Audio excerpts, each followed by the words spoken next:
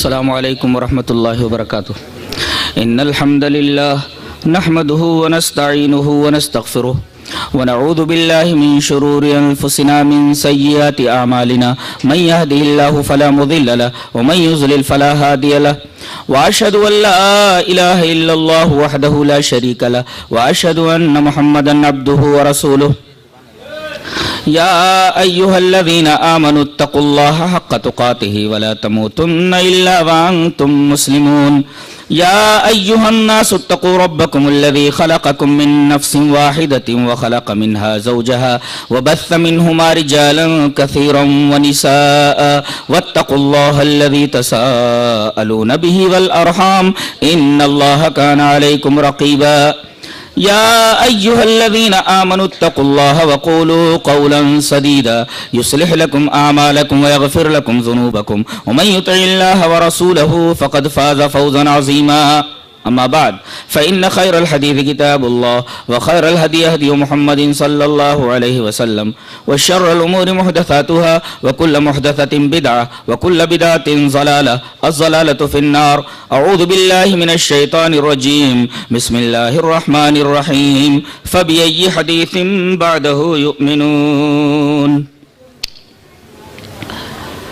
Stage پر رونق افروز حضرات علماء کرام، محترم بزرگوں، نوجوان بھائیوں، پیارے بچوں، خواتین اسلام، موضوع بحث ہے فتنہ انکار حدیث. تو بات یہاں سے شروع کرتے ہیں کہ انسانوں کے اوپر اللہ تبارک و تعالیٰ کی نعمتیں اتنی ہیں کہ کوئی ان نعمتوں کو شمار نہیں کر سکتا. اللہ نے ارشاد فرمایا وَإِن تَعُدُّوا نِعْمَةَ اللَّهِ لَا تُحْصُوهَا.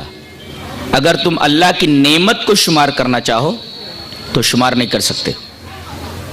تو پہلی بات تو یہ معلوم ہوئی کہ اللہ کی بہت ساری نعمتیں انسانوں کے اوپر ہیں اور انسان ان نعمتوں کا شکریہ تو درکنار ایک نعمت کا بھی شکریہ ادا نہیں کر سکتا.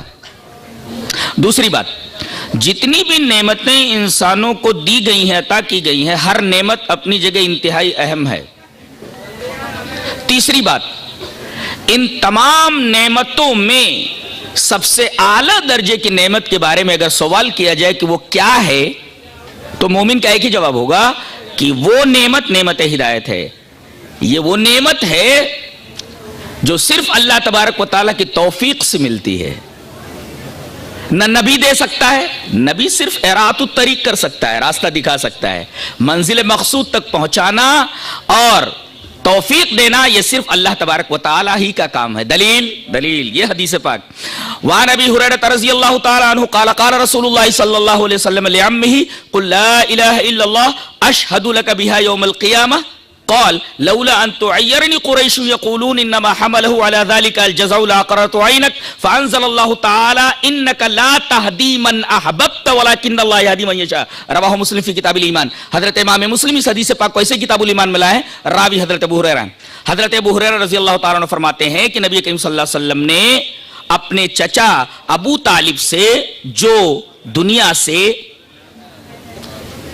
عالم آخرت کی طرف سفر کرنے والے تھے، فرمایا کہ آپ لا الہ الا اللہ کہہ دیجئے، میں اس لا الہ الا اللہ کی وجہ سے آپ کے ایمان کی گواہی دوں گا میدان حشر میں. انہوں نے کہا میرے بچے مجھے نار پسند ہے، آر پسند نہیں، اور اپنے باپ دادا کے دین پر مر گئے. نبی کریم صلی اللہ علیہ وسلم بڑے دلگیر ہوئے تو آیت کریمہ نازل ہوئی انک لا تہدی من احببت.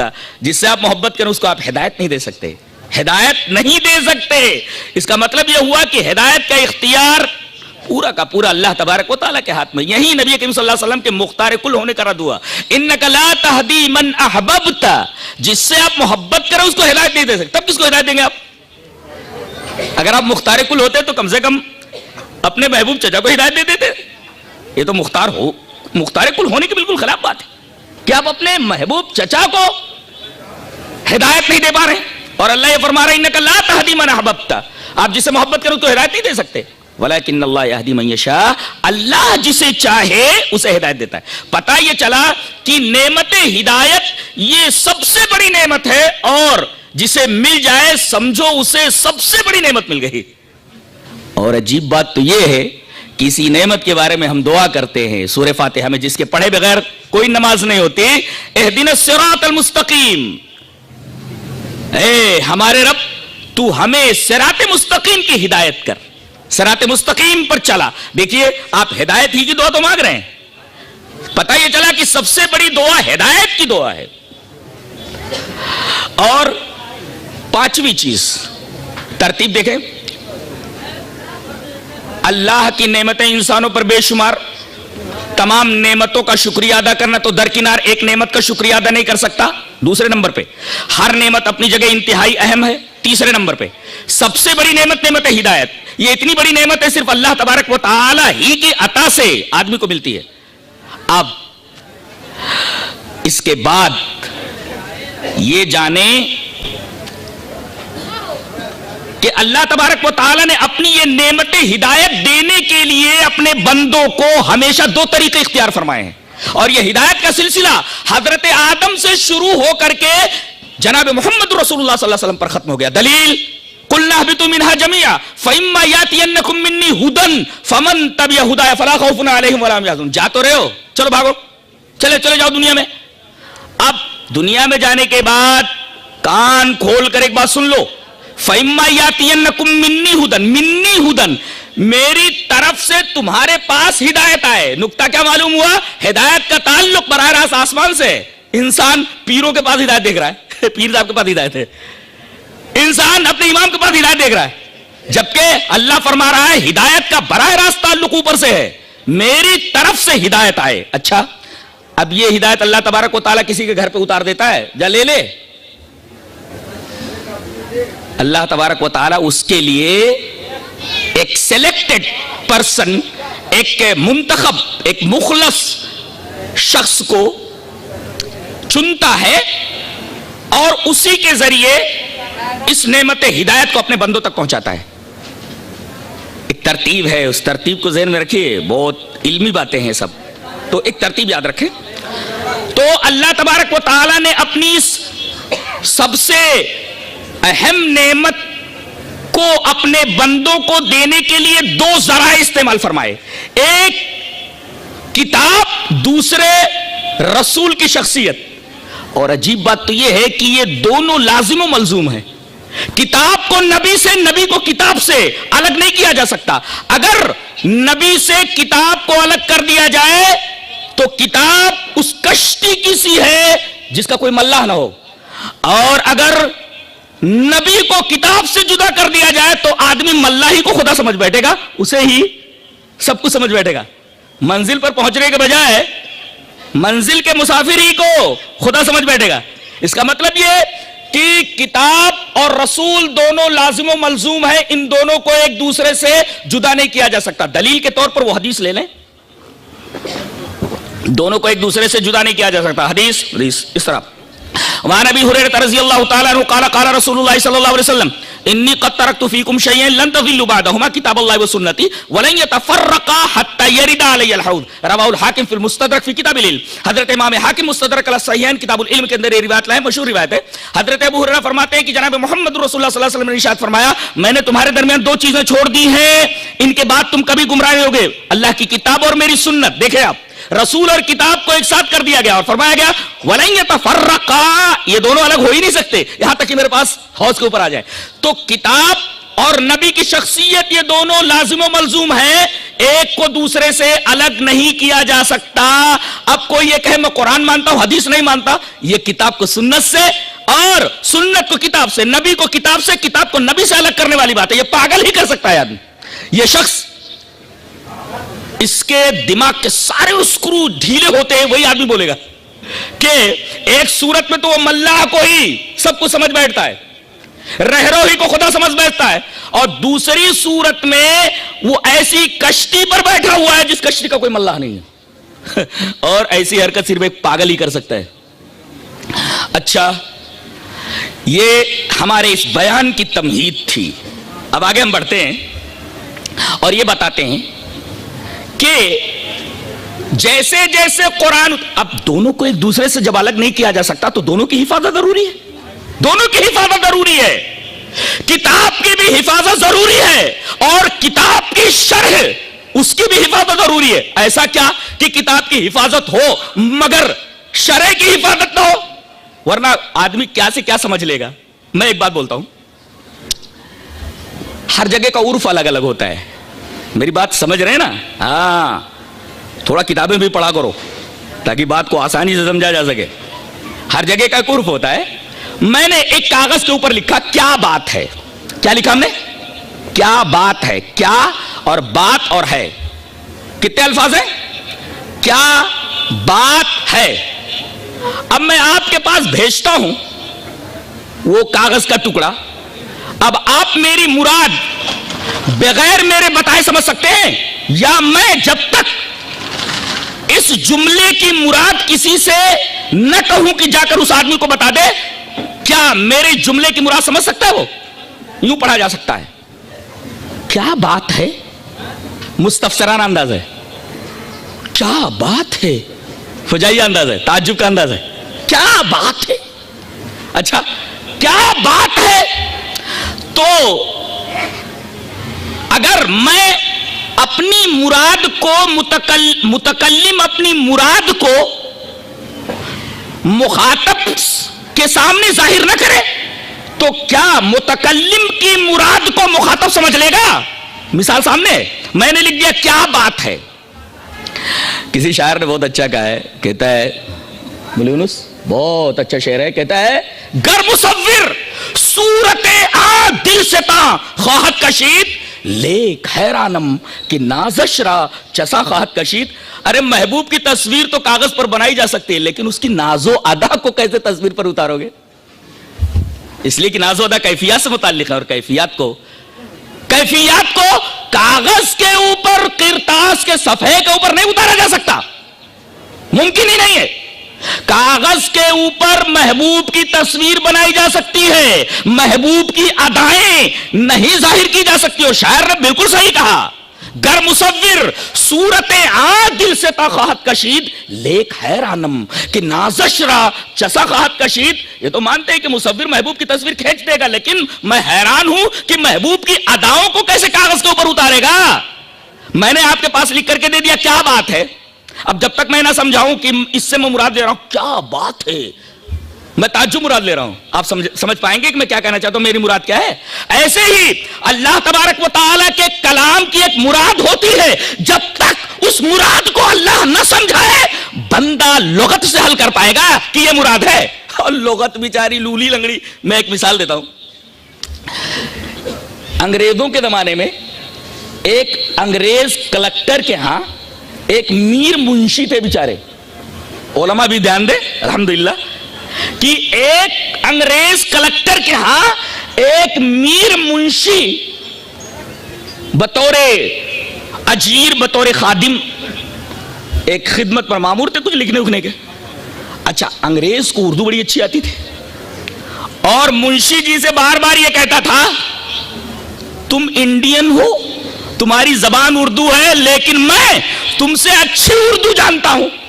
اب یہ خون کے گھونٹ پیتے رہتے, کچھ جواب نہ دیتے. ملازمت کا سوال تھا, نوکری کا سوال تھا, کہیں پلٹ کر کے جواب دیتے تو نوکری ہاتھ سے نہ چلی جائے. ایک دن آیا اور میز پر مکہ مار کر کے بولا منشی جی میں تم سے اچھی اردو جانتا ہوں. منشی جی سے رہا نہیں گیا, وہ بھی تیش میں آ گئے, غضبناک ہو گئے. کہا کہ آپ اردو کی ابجد بھی نہیں جانتے. اردو کی ابجد نہیں جانتا ہوں, ثابت کیجئے, امتحان لے لیجئے. کہا کہ امتحان لوں تو بغلے جھانکنے لگو گے. بغلے جھانکنے لگے ہو. کلکٹر صاحب بغلے جھانکنے لگے تو منشی جی مسکرا پڑے. کہا کہ کیوں مسکرا رہے ہو؟ کہا بغلے کیوں جھانک رہے ہو؟ کہا کہ ابھی تم بولے نا امتحان لوں تو بغلے جھانکنے لگو گے. کہا کہ اس کا کیا مطلب؟ کہا لغت سے حل کر لو. اب وہ کھولتا ہے لغت, بغل دیکھ لیتا ہے تو بغل اس کو بولتے ہیں. کھولنا, جھانکنا, وہ سب دیکھتا ہے. جھانکنا ایسے ایسے دیکھنا. اب بغل کو لغت میں دیکھ لیتا ہے, جھانکنے کا معنی دیکھ لیتا ہے, اور اس کے بعد آتا ہے کہتا ہے منشی جی میں نے سمجھ لیا اس جملے کا مطلب جو آپ نے کہا تھا. کہا کہ کیا مطلب ہے؟ کہا کہ بغل مانے بغل یہ, اور جھانکنا کا مطلب یہ مطلب ہوتا ہے بغلے جھانکنے. منشی جی ہنسنے لگے. کہا کہ یہ عرف ہے, یہ ایک محاورہ ہے, عرف ہے یہ. بغلے جھانکنے کا وہ مطلب نہیں ہے تم نے لغت سے حاصل کیا ہے. کہا بغلے جھانکنے کا مطلب؟ بولے تحیر سے کنایا ہے. تحیر سے کنایا بولے اس کا مطلب اگر میں امتحان لوں تو تم حیرت میں پڑ جاؤ گے. گویا یہ جملہ تحیر سے کنایا ہے کہ اگر میں امتحان لوں تو تم بغلے جھانکنے لگو گے, یعنی حیرت زدہ ہو جاؤ گے. بتائیے وہ اتنی اردو جانتا تھا لیکن بغلے جھانکنا جو ایک عرف ہے اس کا مطلب نہیں سمجھ سکا. ارے جب ایک انسان کی بات کو ایک انسان نہیں سمجھ سکتا تو جو عرش پر مستوی ہے اس کے کلام کا مفہوم اور اس کی مراد بغیر بتائے انسان کیسے سمجھ سکتا ہے؟ اگر کوئی آدمی دعویٰ کرے اس کے دماغ کے سارے پیچ سارے اسکرو ڈھیلے ہیں, اسے بات کرنا ہی بیکار ہے. اس وجہ سے منکرین حدیث سے جلدی بات نہیں کرتا میں, پاگلوں سے بات کی جاتی ہے, سارے پیچ ڈھیلے ہوں ان سے بات کی جاتی ہے. رہا یہ مسئلہ کہ حفاظت نہیں ہوئی متن کی, ارے متن حدیث کی یعنی قرآن کی حفاظت ہو. لیکن میں بولتا ہوں کہ صرف ایک سوال کا جواب دے دو, اگر حدیث کو نہیں مانتے ہو تو بتاؤ کیا ثبوت ہے تمہارے پاس کہ قرآن اللہ کا کلام ہے؟ اب منکرین حدیث کیا بولیں گے کہ قرآن اللہ کا کلام ہے, ہم ثبوت میں قرآن پیش کریں گے. ارے یہ تو مقابلہ ہے, تحکم ہے, مقابلہ ہے. اس لیے کہ جو دعویٰ میں دلیل ہے, منطق کا ایک طالب علم جوتا اٹھا کر کے سر پہ مارے گا کہ جو دعویٰ میں دلیل ہے, جو دلیل میں دعویٰ ہے, جو پاگل پنا ہے یہ. بھائی آپ نے کیسے جانا کہ قرآن اللہ کا کلام ہے؟ بولے قرآن سے. ارے یہ تو دعویٰ میں دلیل ہے, دلیل الگ ہونی چاہیے دعوے سے, کوئی دوسری چیز لاؤ. جو دعویٰ میں دلیل ہے یعنی اگر حدیث کو نہ مانا جائے تو قرآن بھی مشکوک ہو جائے گا کہ اللہ کا کلام ہے بھی کہ نہیں ہے. ایک چیز ذہن میں رکھی جائے. اور دوسرے کہا یہ گیا کہ اس کی حفاظت نہیں ہوئی. ارے اللہ تبارک و تعالیٰ نے جس طریقے سے قرآن کی حفاظت فرمائی کہ جیسے جیسے قرآن اترتا گیا سینوں میں محفوظ ہوتا گیا, سفینوں میں محفوظ ہوتا گیا, لوگ اس کو یاد کرتے گئے اور اسے لکھتے گئے, ایسے ہی حدیثوں کو بھی یاد کرتے گئے اور حدیثوں کو بھی لکھتے گئے. جس طریقے سے قرآن حکیم کا مطلب سینوں اور سفینوں میں محفوظ ہوتا گیا, اسی طرح قرآن حدیث پاک نبی کریم صلی اللہ علیہ وسلم کی باتوں کو بھی لکھا جاتا رہا, یاد کرتا جاتا رہا. بطور دلیل حدیث یہ رہی. وان عبداللہ ابن عمرو رضی اللہ تعالیٰ عنہ قال كنت اكتب كل شيء اسمعه اريد حفظه فنهتني قريش وقالوا اتكتب كل شيء تسمعه ورسول الله صلى الله عليه وسلم بشر يتكلم في الغضب والرضا فامسكت عن الكتاب فذكرت ذلك لرسول الله صلى الله عليه وسلم فأومى بإصبعه إلى فيه فقال اكتب فوالذي نفسي بيده ما يخرج منه الا حق. رواه ابو داؤد فی کتاب العلم. حضرت امام ابو داؤد اس حدیث پاک کو ایسے ہی ابو داؤد شریف کتاب العلم کے اندر لائے. راوی جیسا کہ معلوم ہوا حضرت عبداللہ ابن عمر ہیں. حضرت عبداللہ ابن عمر فرماتے ہیں کہ میں نبی کریم صلی اللہ علیہ وسلم کی ہر بات کو لکھ لیا کرتا تھا. کنت اکتب کل شیء اسمعه من رسول اللہ صلی اللہ علیہ وسلم. رسول اللہ صلی اللہ علیہ وسلم جو بات بولتے میں اسے لکھ لیا کرتا تھا. لکھنا ثابت ہوا, کتابت ثابت ہوئی.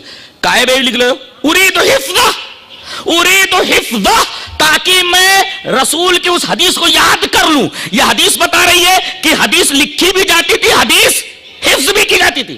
جو طریقہ حفاظت کا قرآن حکیم کا تھا وہی حفاظت کا طریقہ, جو طریقہ متن کا تھا وہی طریقہ حفاظت کا اس کی شرح کا بھی تھا.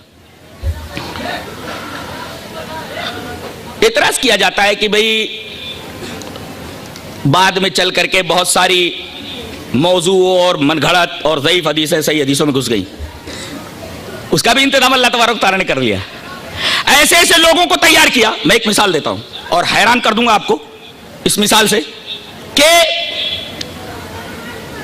ایک ایک راوی کے پورے حالات زندگی کو چھان مارا گیا اور اللہ تعالیٰ نے فرمایا تھا کہ کسی خبر کو ایکسپٹ کرنے سے پہلے اس کی تحقیق کر لو. اس کا مطلب یہ ہوا خبر اگر محقق ہو جائے تو مان لو. اس آیت کریمہ پر عمل کرتے ہوئے محدثین نے راویان حدیث کا پورا کچا چٹھا کھول ڈالا. میں ایک مثال دیتا ہوں, پہلے حدیث پڑھ لیتا ہوں. عن ابی ہریرہ رضی اللہ تعالی عنہ قال قال النبی صلی اللہ علیہ وسلم کلمتان حبیبتان الی الرحمن خفیفتان علی اللسان ثقیلتان فی المیزان سبحان اللہ و بحمدہ سبحان اللہ العظیم. رواہ البخاری فی کتاب التوحید. امام بخاری رحمۃ اللہ علیہ اس حدیث پاک کو بخاری شریف کے بالکل آخر میں لائے ہیں اور یہیں پر بخاری ختم ہو جاتی ہے. یہ بخاری شریف کی آخری روایت ہے. اس کے بعد کوئی روایت نہیں ہے، بخاری ہے خط. راوی کون ہے؟ حضرت ابو ہریرہ. حضرت ابو ہریرہ فرماتے ہیں کہ نبی کریم صلی اللہ علیہ وسلم نے ارشاد فرمایا 2 کلمے اللہ کو بہت محبوب ہیں، کلمتان حبیبتان الی الرحمن. بہت عجیب بات کہنے جا رہا ہوں، یہ تمہید ہے اس کی. کلمتان حبیبتان الی الرحمن، 2 کلمے اللہ کو بہت زیادہ محبوب ہیں. خفیفتان علی اللسان، زبان پر ادائیگی کے اعتبار سے بہت ہی ہلکے ہیں. ثقیلتان فی المیزان، ہلکے تو زبان پر ہم، اگر میزان عمل پر بھاری ہیں، میزان پر رکھ دیا جائے تو میزان کے پلڑے نیچے چلے جائیں. وہ دونوں کلمے کون سے ہیں؟ سبحان اللہ و بحمدہ پہلا کلمہ، سبحان اللہ العظیم دوسرا کلمہ. برابر. اب میں نے یہ حدیث پیش کی. اب آپ لوگ سن رہے ہیں. میں نے کہاں سے کہا؟ ان ابی ہریرہ رضی اللہ تعالی عنہ قال قال النبی صلی اللہ علیہ وسلم. ابو ہریرہ فرماتے ہیں کہ رسول اللہ صلی اللہ علیہ وسلم نے ارشاد فرمایا کہ 2 کلمے اللہ کو محبوب ہے، زبان پر ہلکے ہیں، میزان عمل پر بھاری ہے. سبحان اللہ و بحمدہ سبحان اللہ العظیم. اب کوئی یہ پوچھے منکر حدیث، آپ نے ابو ہریرہ کو دیکھا ہے؟ آپ نے ابو ہریرہ کو دیکھا ہے جو یہاں سے بیان کر رہے ہو؟ میں بولوں گا ابو ہریرہ کو تو دیکھا نہیں ہے، لیکن مجھ سے لے کر کے نبی کریم صلی اللہ علیہ وسلم تک جتنے لوگ ہیں پوری سند میرے سامنے، اس لیے کہ یہ حدیث بخاری شریف میں ہے. اور میں نے یعنی جلال الدین قاسمی نے بخاری شریف پڑھی اپنے استاذ مولانا سعید احمد پالن پوری سے. مولانا سعید احمد پالن پوری نے بخاری شریف پڑھی اپنے استاذ فخر الدین مراد آبادی سے. فخر الدین مراد آبادی نے بخاری شریف پڑھی اپنے استاد محمود الحسن دیوبندی سے. محمود الحسن دیوبندی نے بخاری شریف پڑھی مولانا قاسم نانوتوی سے. مولانا قاسم نانوتوی نے حدیث پڑھی شیخ عبد الغنی مجددی سے. شیخ عبد الغنی مجددی نے بخاری شریف پڑھی اور یہ حدیث پڑھی شاہ عبد العزیز محدث دہلوی سے. شاہ عبد العزیز محدث دہلوی نے بخاری شریف پڑھی شاہ اسحاق دہلوی سے. شاہ اسحاق دہلوی نے بخاری شریف پڑھی اپنے استاد شاہ ولی اللہ محدث دہلوی سے. شاہ ولی اللہ محدث دہلوی نے بخاری شریف پڑھی شیخ ابو طاہر کردی سے. شیخ ابو طاہر کردی نے بخاری شریف پڑھی اور یہ حدیث پڑھی اپنے والد ابراہیم کردی سے. ابراہیم کردی نے بخاری شریف پڑھی اپنے استاد شیخ احمد قشاشی سے. شیخ احمد قشاشی نے بخاری شریف پڑھی اپنے استاد شیخ احمد شناوی سے. شیخ احمد شناوی نے بخاری شریف پڑھی اپنے استاد محمد ابن یوسف رملی سے. محمد ابن یوسف رملی نے بخاری شریف پڑھی اپنے استاد زکریا انصاری سے. زکریا انصاری نے بخاری شریف پڑھی حضرت حافظ ابن حجر اسقلانی سے. حضرت حافظ ابن حجر اسقلانی بخاری شریف پڑھی اور یہ روایت پڑھی اپنے استاد امام تنوخی سے ابراہیم تنوخی سے. ابراہیم تنوخی نے یہ حدیث پڑھی احمد ابن ابی طالب سے. احمد ابن ابی طالب نے یہ حدیث پڑھی اپنے استاد سراج الحسین ابن مبارک سے. انہوں نے یہ حدیث پڑھی بخاری شریف پڑھی اپنے استاد شیخ عبداللہ الحروی سے. شیخ عبداللہ الحروی نے بخاری شریف پڑھی شیخ عبداللہ ابن مظفر داؤدی سے. شیخ عبداللہ ابن مظفر داؤدی نے بخاری شریف پڑھی شیخ عبداللہ سرخسی سے. شیخ عبداللہ سرخسی نے بخاری شریف پڑھی مشہور محدث محمد ابن یوسف فربری سے. محمد ابن یوسف فربری نے بخاری شریف پڑھی امیر المومنین فی الحدیث حضرت امام محمد ابن اسماعیل البخاری سے. محمد ابن اسماعیل البخاری بولتے ہیں حدثنا احمد ابن اشکاب حدثنا محمد ابن فضیل عن عمارة ابن القعقاع عن ابی زرعة عن ابی ہریرہ قال قال النبی صلی اللہ علیہ وسلم کلمتان حبیبتان الی الرحمن خفیفتان علی اللسان ثقیلتان فی المیزان سبحان اللہ و بحمدہ سبحان اللہ العظیم رواہ البخاری فی کتاب التوحید. اللہ اکبر. آیا بتا یہ ہے حدیث. بیچاروں نے کہیں تو الٹی پلٹی کچھ حدیث کی کتابیں پڑھ لی, چند کتابیں پڑھ لی تو ادھر حدیثوں پر اعتراض کرنے لگے. ارے حدیث کا علم حاصل کرو. حدیث کتنا عظیم علم ہے, حیران رہ جاؤ گے. ایک ایک حدیث کو پرکھنے کے لیے ایک ایک حدیث کو 100 معیارات سے گزرنا پڑتا ہے. اور محدثین کی پہنی نگاہیں کسی نہ کسی معیار پر گڑبڑ راوی کو پکڑ لیتی ہیں. امت کے ذہین ترین لوگ ہیں محدثین. کچھ سمجھے؟ سمجھ میں آیا؟ یہ ہے حدیث. اب دیکھیں کتنے واسطے ہیں مجھ سے حضرت ابو ہریرہ تک, اور پھر حضرت ابو ہریرہ سے لے کر جناب محمد رسول اللہ صلی اللہ علیہ وسلم تک, اور محمد رسول اللہ صلی اللہ علیہ وسلم سے لے کر جبرائیل تک, اور جبرائیل سے لے کر الرحمن علی العرش استوى. اللہ تبارک و تعالی جو عرش پر مستوی ہے اس تک. یہ سند کہاں تک پہنچ گئی؟ عرش تک پہنچے گی نہیں؟ محمد صلی اللہ علیہ وسلم اس وقت تک نہیں کہتے جب تک جبرائیل نہیں بولتے ہیں. جب تک جبرائیل نہیں بولتے, جب تک اللہ تبارک و تعالیٰ ان سے نہ کہہ دے.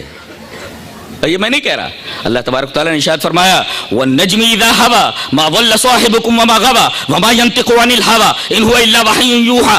میرا حبیب میرا نبی جب بولتا ہے تو اس کی کسی بات کے اندر اس کے ہوا کی, اس کی خواہش نفس کی آمیزش نہیں ہوتی. وہ جو بولتا ہے زبان اس کی ہوتی, بات میری ہوتی ہے.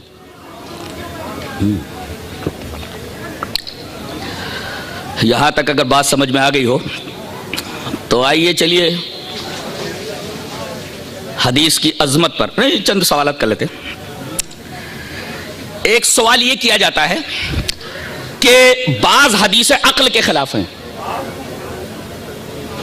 اب وہ عقل کی میزان پر تل جائے، پوری اتر جائے تو ہم مانیں گے۔ میں تو کہتا ہوں قرآن کی بھی بعض باتیں عقل کے خلاف ہے تو آپ نہیں مانو گے؟ میں کہتا ہوں آگ کا کام کیا ہے؟ عقل کیا بولتی ہے؟ جلانا نا، کہ ٹھنڈی ہو جانا؟ لیکن اللہ فرماتا ہے کہ حضرت ابراہیم علیہ السلام کو جو آگ میں ڈالا گیا تو ٹھنڈی ہو گئی، خلاف عقل ہے یہ، نہ مانو۔ ادھر حضرت ابراہیم علیہ السلام کو آگ میں ڈالا گیا، ادھر حکم ہوا قلنا یا نار کونی بردم وسلاما علی ابراہیم، یہ تو آگ کے مزاج کے خلاف ہے۔ آگ کا مزاج جلا دینا، لیکن یہ ٹھنڈی ہو گئی، عقل نہیں مانتی۔ حضرت سلیمان علیہ السلام نے کہا کون ہے جو ملکہ سبا کا تخت جلدی سے جلدی لے آئے؟ ایک عفریت اٹھا جنوں میں سے، قال عفریت من الجن انا آتیک بہ قبل ان تقوم من مقامک، دربار برخاست ہونے سے پہلے میں لے آؤں گا۔ ایک علم والا کھڑا ہوا، قال الذی عنده علم من الکتاب انا آتیک بہ قبل ان یرتد الیک طرفک، پلک جھپکتے ہی 1500 کلومیٹر کے فاصلے سے وہ چیز۔ بتائیے میٹر اٹھ کر کے 1500 کلومیٹر کے فاصلے، اب تک سائنس وہاں نہیں پہنچی ہے، مانیں گے آپ؟ بھائی تصویریں تو آ جا رہی ہیں لیکن 1500 کلومیٹر کے فاصلے سے تقریباً کوئی مادی چیز اٹھ کر کے سامنے آ جائے، سائنس وہاں تک پہنچی ہے؟ قطعاً نہیں، یہ بھی عقل میں نہ آنے والی بات ہے۔ تو بہت ساری باتیں ایسی ہیں جو عقل میں نہیں آتی اور صحابہ کرام نے اسے مانا۔ میں کہتا ہوں کہ کون سی عقل استعمال کریں گے آپ اپنی عقل استعمال کریں گے یا محدثین کی عقل استعمال کریں گے یا فلاسفہ کی عقل استعمال کریں گے یا منطقیین کی عقل استعمال کریں گے، سیاستدانوں کی عقل استعمال کریں گے، تاجروں کی عقل استعمال؟ کون سی عقل معیار ہے بھائی؟ حدیث کی صحت کے لیے معیار کون سی عقل ہے؟ عقلیں تو مختلف ہیں، کون سی عقل معیار ہے؟ پہلے وہ عقل لاؤ جس کو تم معیار سمجھتے ہو، اس کے بعد بحث جاری ہوگی، اس کے بعد بحث ہوگی۔ تو جہاں تک عقل کا معاملہ ہے، اسی وجہ سے نبی کریم صلی اللہ علیہ وسلم نے پہلے ہی فرما دیا تھا کہ کچھ باز ایسے آئیں گے بد دماغ لوگ جو کہیں گے جو باتیں ہماری عقل پر پوری نہیں اترتی ہم نہیں مانتے۔ نبی کریم صلی اللہ علیہ وسلم نے اپنے داماد محترم کی روایت سے وہ بات ہم تک پہنچا دی۔ حدیث اس طرح، وعن علی رضی اللہ تعالیٰ عنہ قال لو كان الدين بالرأي لكان اسفل الخف اولى بالمس من اعلى وقد رايت رسول الله صلی اللہ علیہ وسلم يمسح ولا ظاهر خفيه رواه ابو داؤد في کتاب الطہارہ۔ حضرت امام ابی داؤد اس حدیث پاک کو ایسے کتاب الطہارہ کے اندر لائے، راوی نبی کریم صلی اللہ علیہ وسلم کے داماد محترم حضرت علی رضی اللہ تعالیٰ عنہ۔ حضرت علی فرماتے ہیں کہ اگر دین کی بنیاد عقل کے اوپر ہوتی تو موضع پر مسا اوپر سے نہیں بلکہ نیچے سے ہوتا، اس لیے کہ عقل کہتی ہے کہ گندگی جہاں لگے۔ اچھا منکرین حدیث سے یہ پوچھے وضو کے قائل ہو؟ نماز پڑھتے ہو؟ بولے نماز پڑھتے۔ اچھا وضو کرتے ہو؟ وضو کرتے ہو؟ بولے ہاں۔ تو وضو کرنے کے بعد نماز ہو جائے گی؟ بولے ہاں ہو جائے گی، لیکن وضو ہی خلاف عقل ہے، ٹوٹتا کہیں دھلوایا کہیں جاتا ہے، خلاف عقل ہے۔ اس کا مطلب یہ ہے کہ آپ نماز بھی نہ پڑھیں، یہ بھی خلاف عقل، وضو خلاف عقل ہے۔ اور عقل نہیں لڑائی جاتی، صحابہ کرام رضوان اللہ تعالی علیہم اجمعین کا طریق یہ تھا کہ عقلیں نہیں لڑاتے تھے۔ اس سلسلے میں آپ کے سامنے 2 حدیثیں پیش کرتا ہوں، پیش کروں۔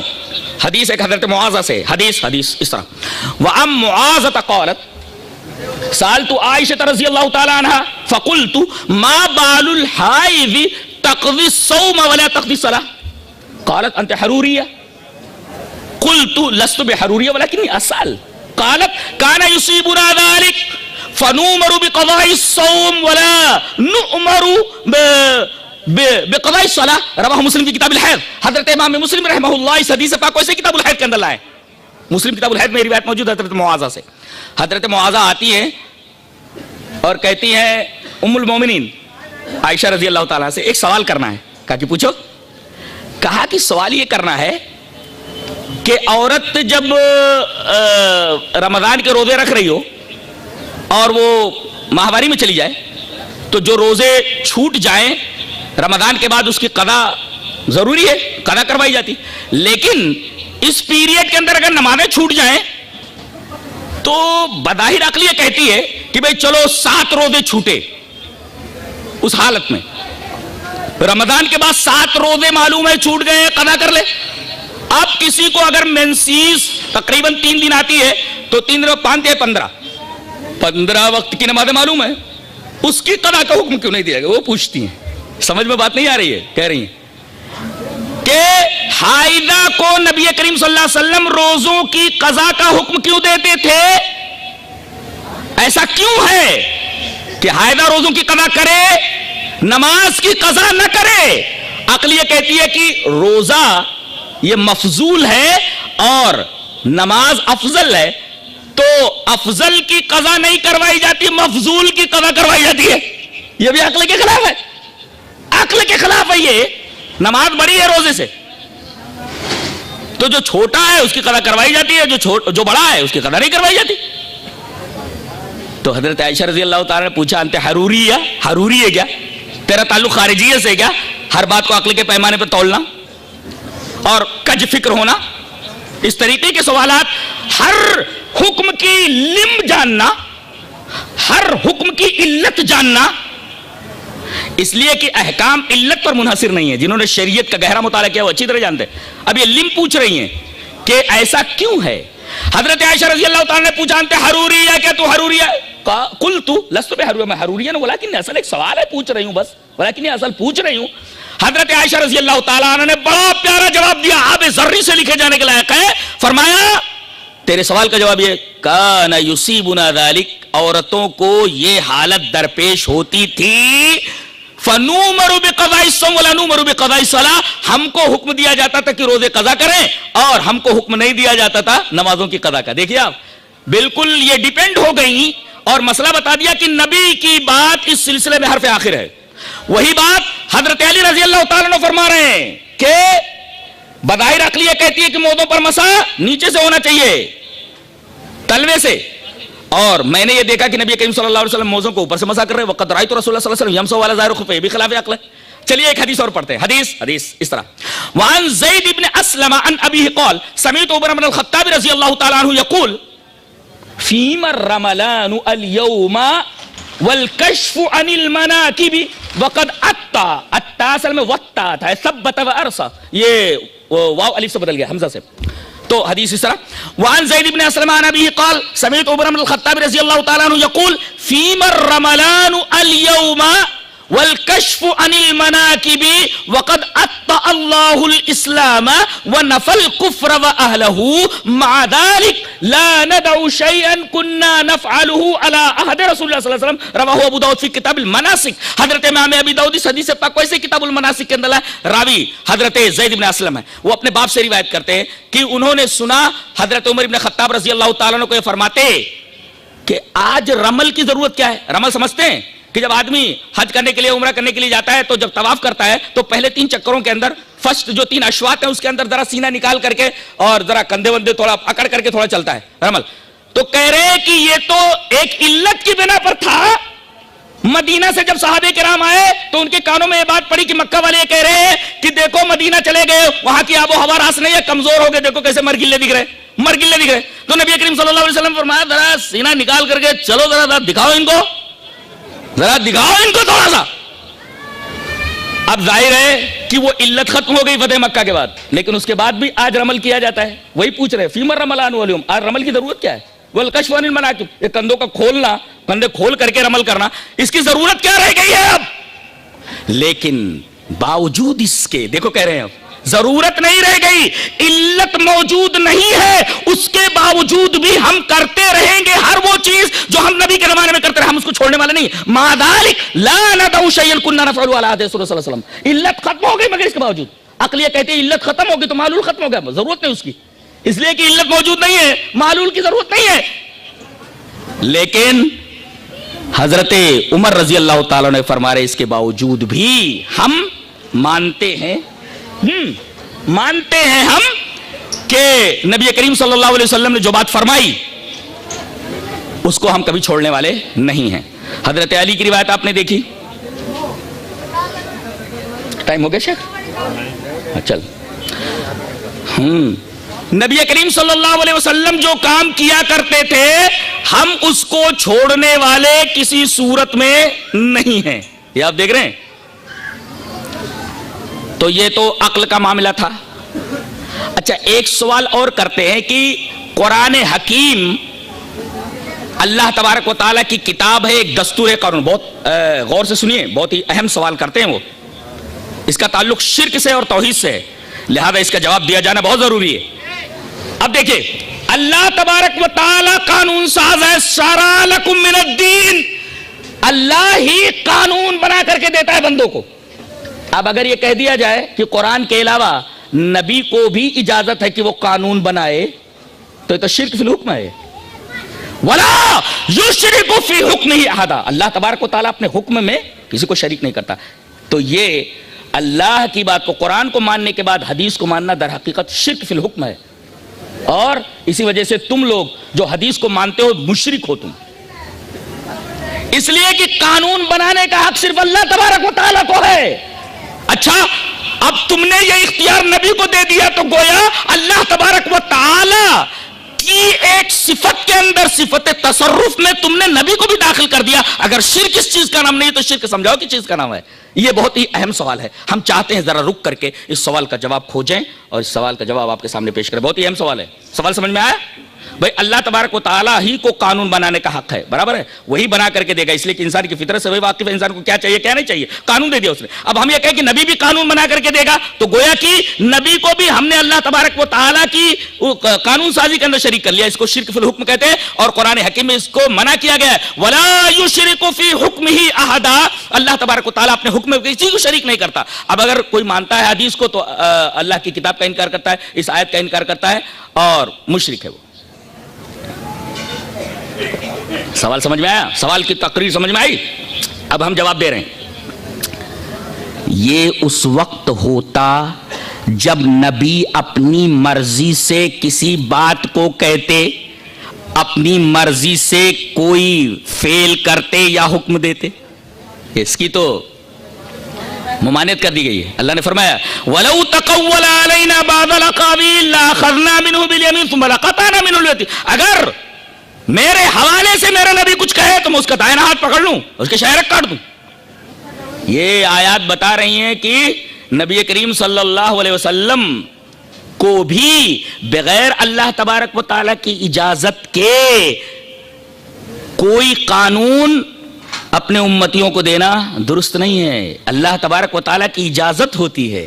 اب بتائیے, دو چیزیں اللہ نے نازل فرمائی, ایک تو متن اور دوسرے حدیث.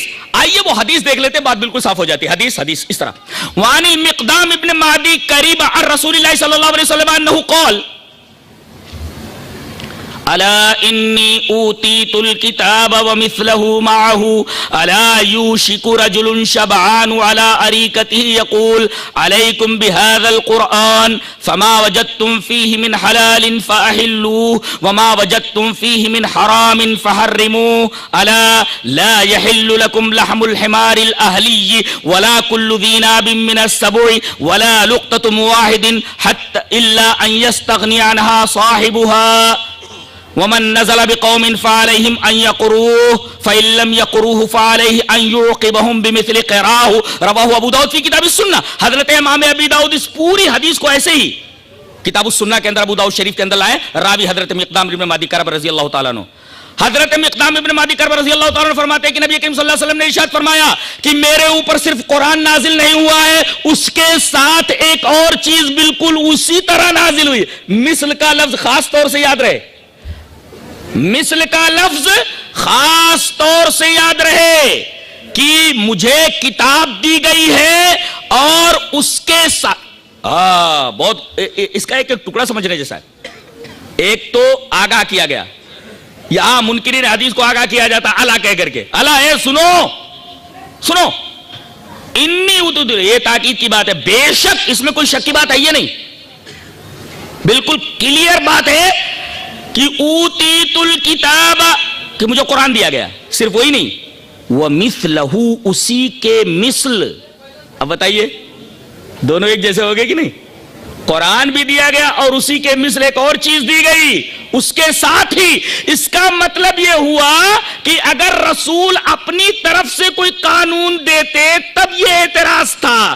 پتہ یہ چلا کہ جیسے قرآن اللہ نے دیا ہے جو وحی مطلوع ہے, ایسے ہی حدیث بھی دی جو وحی غیر مطلوع ہے. لہذا نبی اگر کوئی بات کہتے ہیں تو در حقیقت یہ شرک فی الحکم ہے ہی نہیں, اس لیے کہ وہ بھی اللہ ہی کی بات ہے. ایک متن ہے اور اللہ کی دوسری بات جو نبی کی زبان سے نکلی ہے. اگر وہ نبی کی زبان سے نکلے تو حدیث ہے, اور اللہ تبارک و تعالیٰ کی طرف انتساب ہو تو وہ قرآن ہے.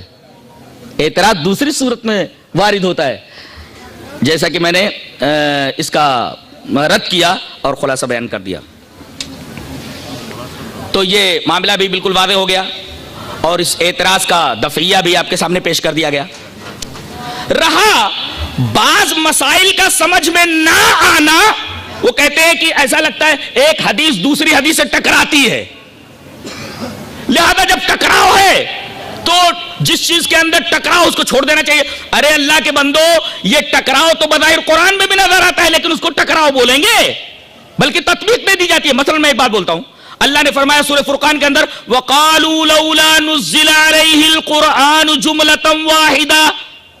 کافرین کا یہ کہنا ہے کہ قرآن جملے واحدہ کیوں نہیں نازل کر دیا گیا ایک ساتھ، یعنی دھیرے دھیرے نازل ہوا ہے. برابر ہے، آیت کریمہ بول رہی ہے کہ دھیرے دھیرے نازل ہوا، تو آپ کو معلوم ہے 23 سالوں میں نازل ہوا ہے.